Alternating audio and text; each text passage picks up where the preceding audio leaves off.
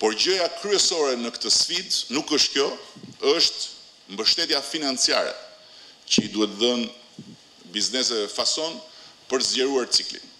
Çka do thotë një mbështetje financiare që t'ju siguroj lëndën e parë, duke qenë ata që e blejnë lëndën e parë dhe jo duke pritur që materiali gjysmë i përpunuar të vi nga jashtë. Kjo është një kërkesë në rritje në një pjesë të Europës perëndimore dhe pamundësia për blerë lëndën e parë e frenon tërësisht zhvillimin e mëtejshëm të biznesit fason në Shqipëri. Ne kemi mundësi ta ndërtojmë këtë mbështetje, kemi dëgjuar me shumë vëmendje propozimet e atij komuniteti, i gjejmë shumë racionale dhe jemi shumë të vendosur që për të nxitur biznesin fason në radhë të parë, po edhe në tërësi të rishikojmë tërësisht funksionimin e skemës së ndihmës ekonomike. Sot ndihma ekonomike është taksa e votës. Taksa e votës. Një shumë parash që shpërndahen politikisht, që menaxhohen në mënyrën më korruptive, që konsistojnë në një lëmosh asistencialiste pa pik efekti, që i lën njerëzit që kanë mundësi të punojnë në kushtet e përjashtimit social dhe që në fund shërben për të kushzuar votën. Mund të shikoni në hartën e Shqipërisë sot që numri i komunave veçanërisht që ngrin ndihmën ekonomike për muajt në vijim për ta dhënë atë 2 ditë përpara 23 qershorit shkon duke u rritur. Kjo është e patolerueshme.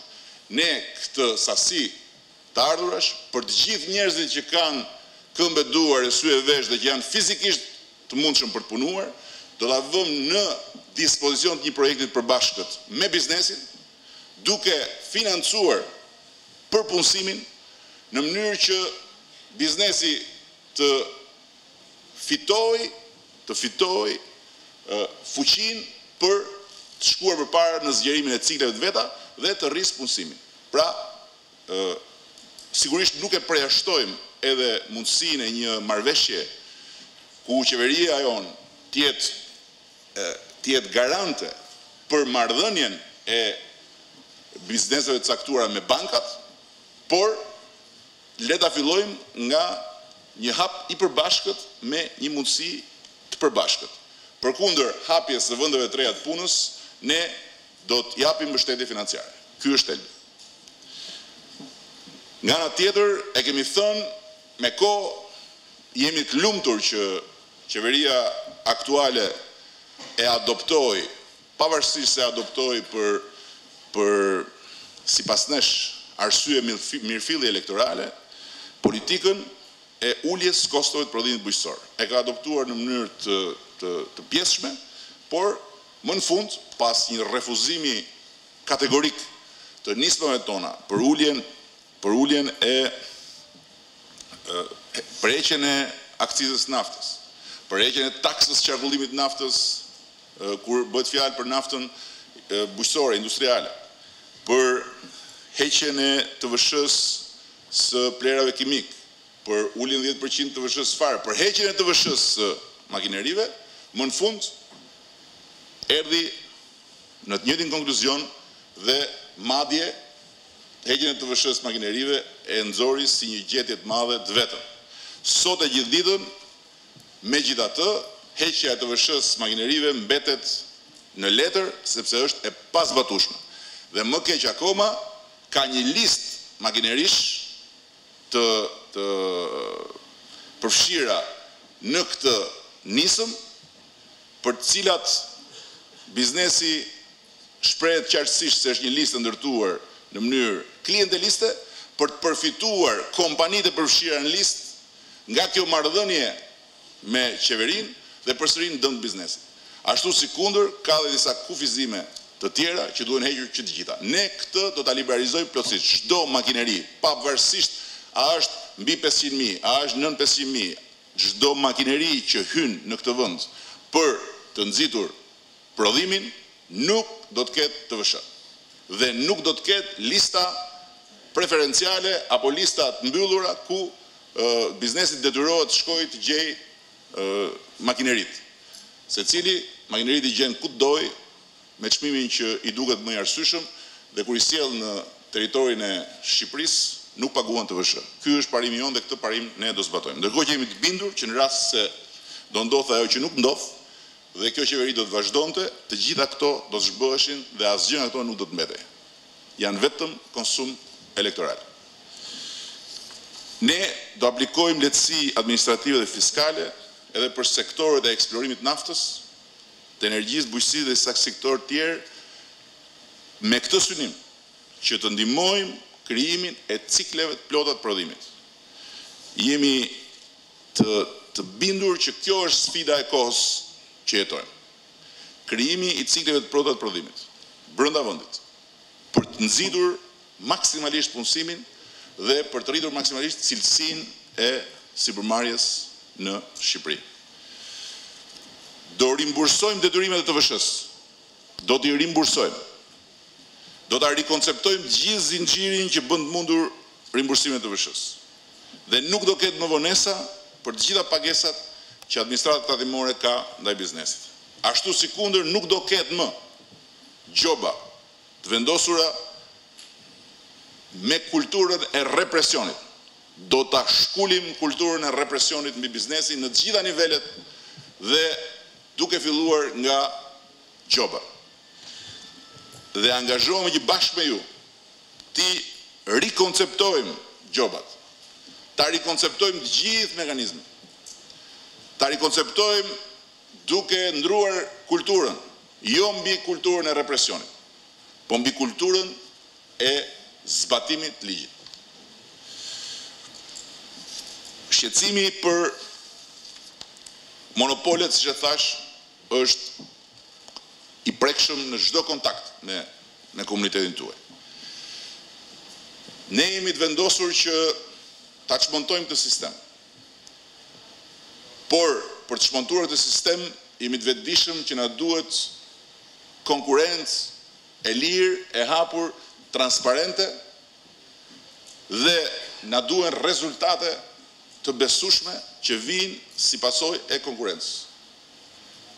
Konkurrueshmëria do jetë vlera themelore e gjithë qasjes sonë ndaj biznesit. Rritja e konkurrueshmërisë, garantimi i konkurrueshmërisë dhe transparenca e konkurrueshmërisë janë vlera themelore mbi cilën ne do vendosim bashkëpunimin me ju. Jemi angazhuar dhe jemi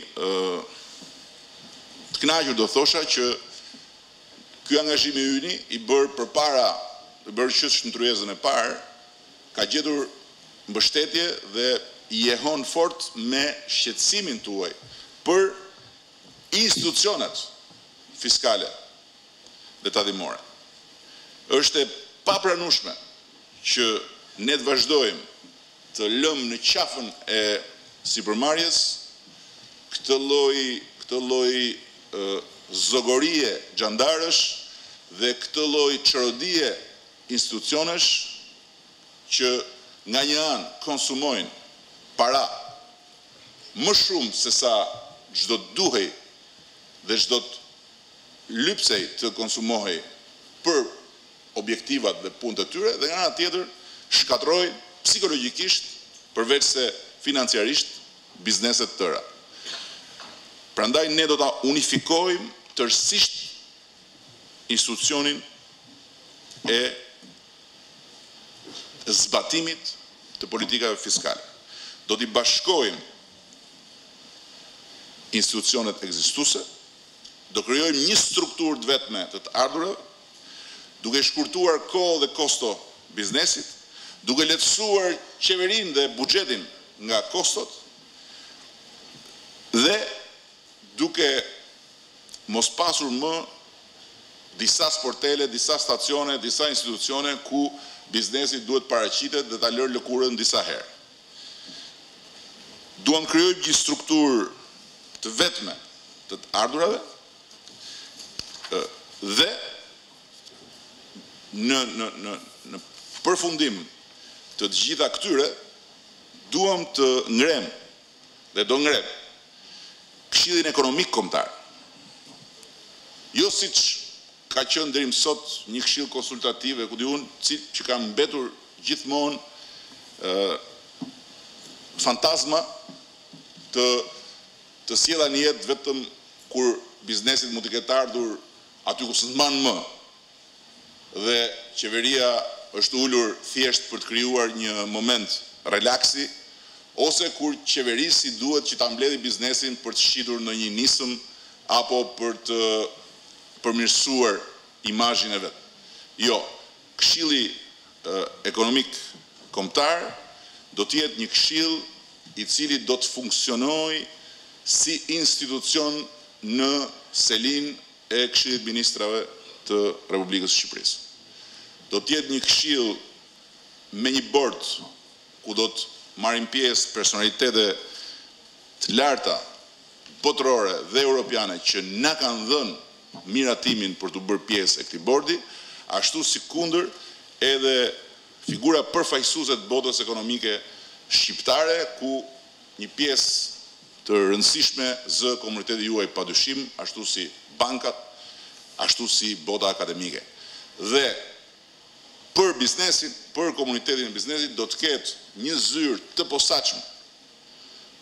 të posaçme në selin e Këshillit Ministrave që do të merret rregullisht për ditë si pjesë e gjithë mekanizmit për të mbajtur lidhjet midis qeverisë dhe komunitetit biznesit. Dhe një herë në muaj në praninë e kryeministrit, të ministrit financave, të ministrit ekonomisë dhe rast pas rasti të çdo antari tjetër të qeverisë që lypset për një temë të mundshme të ditës, do të bëhet ballafaqimi për ecurinë e punëve të përbashkëta midis qeverisë dhe komunitetit, dhe aty në atë tryezë do të trajtohen të gjitha rastet e shkeljes së kontratës mes nesh dhe të gjitha rastet e shkeljes së ligjit apo të abuzimit me biznesin të përfaqësuesve të institucionit të tatimeve apo të doganave. Në mënyrë që asnjë rast të mos mbetet i pa adresuar dhe askush të mos fshihet pas tjetrit, siç fshihet sot ministri i financave pas drejtorit të tatimeve, drejtori i tatimeve pas kryeministrit, kryeministri pas atij shokut ngushtë drejtorit të tatimeve që e ka vënë atje në punë dhe që ka lidhje me kryeministrin, dhe nuk me merr vesh i pari dytin, secili ja lë tjetrit, dhe kush e ha në fund është biznesi që ha gjoba nga më barbarët që nuk kanë lidhje fare me botën ku ne jetojmë dhe as me familjen ku ne duam të integrohemi.